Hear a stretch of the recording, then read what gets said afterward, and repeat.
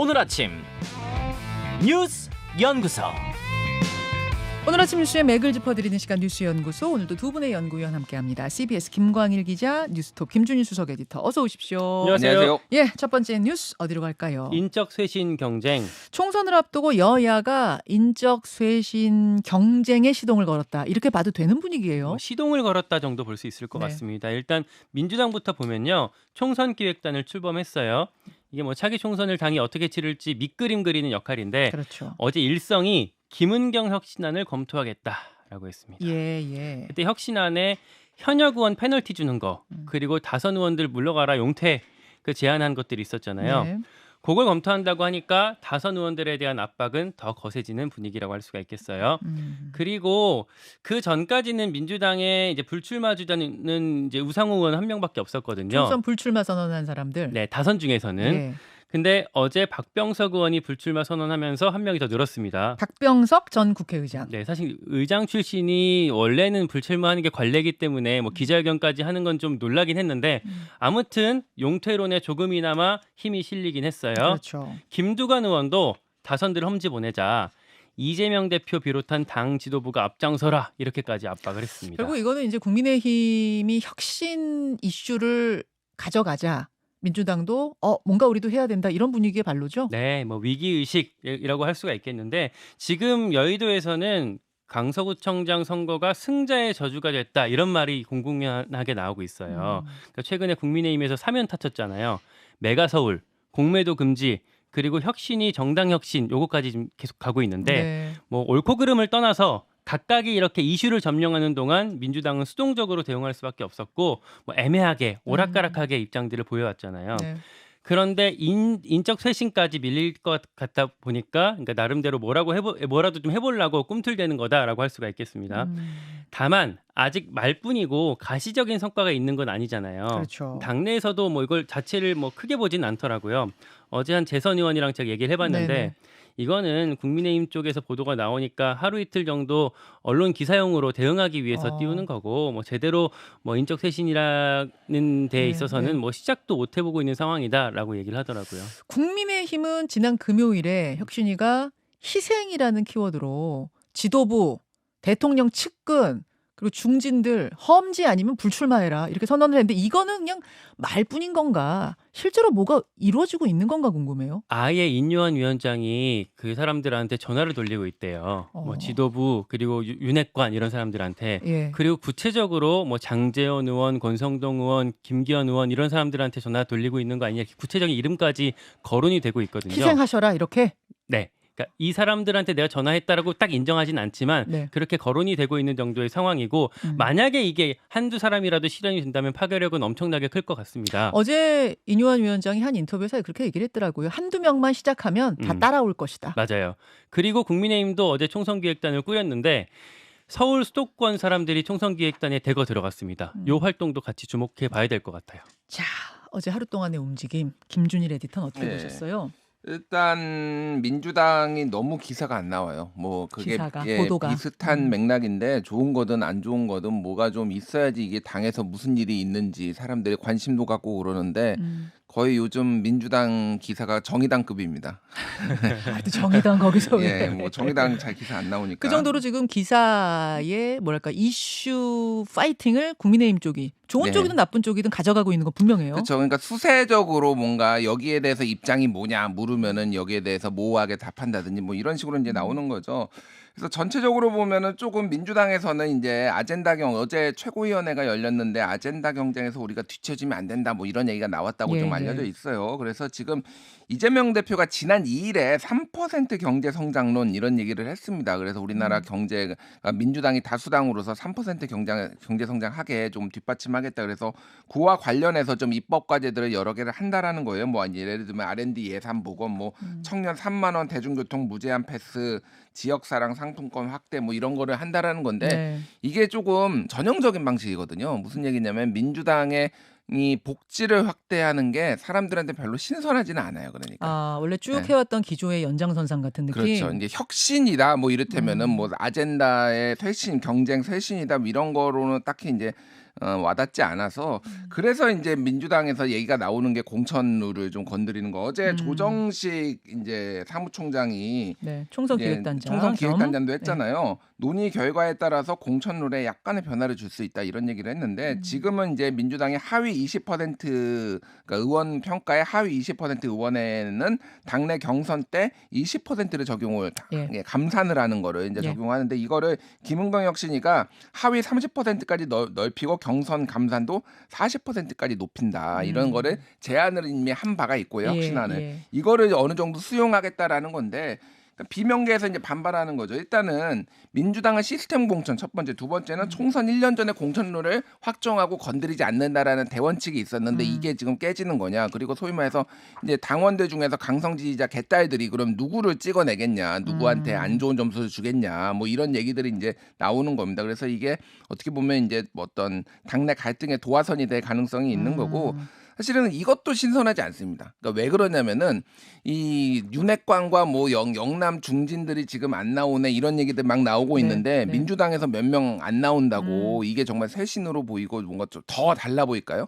그러니까 이게 민주당에 약간 고민이 있는 거예요, 사실은. 그래서 더 이제 다른 류의 본인들의 기득권 내려놓기 이런 얘기가 있어야 되는 거 아니냐. 그 와중에 김두관 의원의 SNS가 어제 좀 주목을 받았죠. 김두관 의원이 SNS에다가 지금 정신 차릴 때다 이러면서 지도부 이재명 대표를 포함한 지도부가 뭔가 용퇴를 내려야 된다. 이런 결단을 내려야 된다. 험지 출마 또는 불출마하셔라 이런 메시지 냈어요. 그러니까 그것도 이제 특히 이제 뭐 예를 들면 불출마를 누가 이제 박병석 의장은 원래 뭐 불출마가 예정된 사람이고 만약에 하려면은 친명계에서 뭐 나와야 되는 거 아니야? 뭐 이런 얘기도 지도부가 지금 다 예. 친명계니까. 조정식 사무총장부터 불출마 선언해라 뭐 이런 약간 뭐 볼멘 소리도 나오고 또 하나 여기서 이제 눈여겨 보이는 게 조국 전 장관이 어제 유튜브에서 지금 재판 중인데 법률적 소명을 위해 노력하고 이게 안 받아들여지면 문화 사회적 또는 정치적 방식으로 소명하는 게 시민의 권리라고 얘기를 했습니다. 이 얘기는 그냥 나 출마할래 뭐 이렇게 저는 들었거든요. 저도 그렇게 들었습니다. 예. 네. 그러니까 그래서 오늘 국민일보 사설이 이렇게 나왔어요. 쇄신 여론 비등한데 조송추 박정천 출마설이라니. 조송추는 조국 송영길 추미애 그리고 그렇죠. 박정천은 박지원 정동영 천정배 뭐 이분들이 이제 하마평에 오르는데 올드보이라는 거예요 쉽게 얘기를 하면. 그리고 쇄신의 방향과 맞지 않다라고 해서 민주당이 좀 고민이 좀 깊어지는 그런 상황인 것 같습니다. 자, 그러니까 하루만 해도 뉴스가 엄청나게 쏟아집니다. 정말 총선 모드로 이제 돌아섰다 싶은데 이 얘기는 오늘 이상민 의원과 인터뷰도 준비가 돼 있고 돌쇠 토론도 준비되어 있으니까요. 더 나눠보기로 하고 김광일 기자 두 번째 이슈가죠. 신중 모드 오세훈. 김포의 서울 편입 얘기. 어제는 저 서울시장하고 김포시장이 만난 거예요? 네, 그래서 일단 오세훈 서울시장이 표면적으로는 판을 더 키우는 모습이에요. 네. 김포 서울 편입 공동연구반이라고 해서 TF를 꾸렸고요. 여기에 전문가들 모셔서 통합적인 연구하겠다 이렇게 밝혔습니다. 예. 그러면서 했던 얘기가 김포시를 비롯해서 구리, 하남, 고양 같은 곳에서도 서울시 편입 문제를 제기하기 시작하지 않았냐. 입장 표명할 것이 더 있을 거다. 특히 구리시에서는 따로 연락이 있었다. 그래서 만날 거다라고까지 언급을 했습니다. 서울시장하고 구리시장이 또 만난다? 네. 다만 당장 빨리 뭘 이렇게 해내겠다라는 건 아니고요. 네. TF 연구라는 방식으로 시간을 좀 벌었습니다. 그 결과는 연말을 전후해서 밝히겠다고 했고요. 그러면서 세 가지. 첫째, 중요한 건 시민 의견이다. 둘째, 이 논의가 선거 이슈로 제기된 거고 그래서 지지 성향에 따라서 거부감도 나온다. 이렇게까지 얘기를 했고 셋째, 총선 이후까지 논의를 긴 호흡으로 가져가는 게 도움이 될 수 있다라고까지 밝혔습니다. 네. 그래서 기존에 했던 신중 모드를 어느 정도는 유지하는 것 같다 이렇게 해석할 수 있을 것 같아요. 자, 김준일 에디터. 예. 이게 지금 어떻게 어디까지 흘러갈 건지 모르겠어요. 구리 거기다가 호남 메가시티, 뭐 부산 메가시티 어떻게 지금 방향이 가고 있는 겁니까? 일단 어제 이 오세훈 시장의 이런 스탠스는 조금 약간의 속도 조절, 그렇다고 불씨를 꺼트리는 건 아니고 속도 조절이 좀 나온 것 같아요. 왜 그러냐면은 이게 지금 너무 긴박하게 나오고 있고 여론조사도 상당히 안 좋게 이거를 떴다방이다 조금 이제 안 좋게 보는 시각들이 상당히 많으니까. 그리고 어제 이소영 의원도 이제 뭐 토론에 나왔지만은 네. 도대체 자료가 있냐 이게 뭐 그 편입을 한다라는데 그러니까 아무 자료. 찬성이냐 반대냐를 이거를 뭐 매길 수 있는 근거조차 없다 이러시더라고요. 그러니까 이제 연구를 해보겠다 그러면서 조금씩 이 군부를 떼겠다 이런 걸로 보이고요. 지금 오세훈 시장 같은 경우는 13일에는 또 구리시장, 백경영 구리시장 만난다라는 거예요. 네. 그리고 16일에는 지금 김동연 지사, 뭐 유정복 인천시장이 만나서 삼자회동 뭐 이런 것도 한다는데 여기에서도 계속 이 이슈가 나오겠죠. 그래서 이제 오세훈 시장 같은 경우에는 어쨌든 굉장히 좀 신중한 스탠스로 당의 지지도 얻고 또 이거를 좀 잘 해내면은 만약에 네. 굉장히 대선 가도에도 굉장히 큰 도움이 될 테니까 그런 부분들은 마음에 염두에 둔 것 같습니다. 근데 되게 쉽지 않은 고민일 것 같아요. 그래서 오세훈 시장 입장에선. 여권 전체적으로 봤을 때 약간 이제 백가쟁명식으로 논의가 분출되고 있는데 네, 네. 그 우리 김포시장 당 지도부님 제일 적극적이잖아요. 예. 당에서는 뉴시티 프로젝트 특위라는 것까지 어제 구성했고 당론 추진 계속하고 있고 네. 말씀드렸던 것처럼 오세훈 시장은 신중 모드. 음. 그런데 여기에 약간 반대적인 목소리가 어제 튀어나온 거예요. 그러니까 그 유정복 인천시장. 유정복 인천시장은 국민의힘 소속입니다. 네, 근데 실현 가능성 없는 정치 쇼다.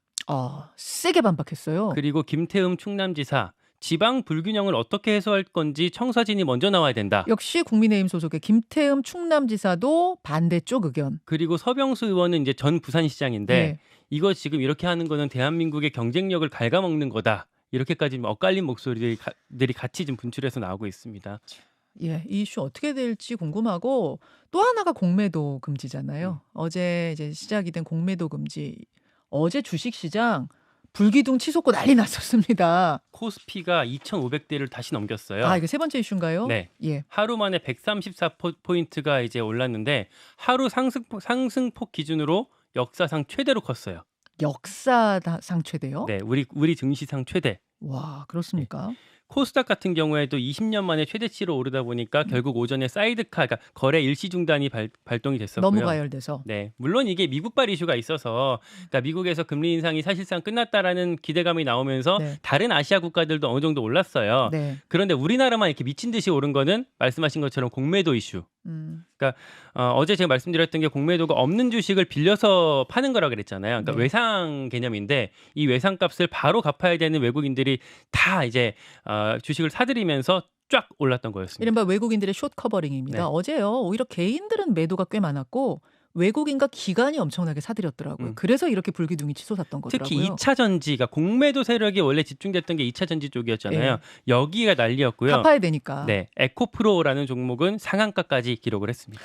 어제 엄청났습니다. 김준일 에디터. 예. 우리가 오늘 이건 2부에서도 따로 전문가와 다루긴 할 겁니다만 결국 공매도로 치솟은 불기둥이 언제까지 갈 거냐. 이게 장기적으로는 또 악재 아니야? 막 이런 말까지 나오고 있어서 좀 헷갈려요. 일단 공매도가 우리 주식시장에 조금 차지하는 비중을 말씀드리면 코스피에서는 시장 가치의 0.6%, 코스닥에서는 1.6% 정도 됩니다. 그러니까 이게 엄청나게 큰 규모는 아니에요. 근데 이게 지금 어제 좀 비정상적으로 치솟았잖아요. 그러니까 여러 가지 뭐 이제 외국발 금리 인하 이슈도 있고. 호재도 있었지만은 여기에 이제 밴드웨건 효과가 좀 있었다고 봐야지. 야, 이거 오를 것 같아. 그러면 너도 나도 이제 올라탔다라는 건데 여기에서 이제 나는 적당하게 여기서 이득 보고 빠질 거야 모두가 생각을 하겠죠.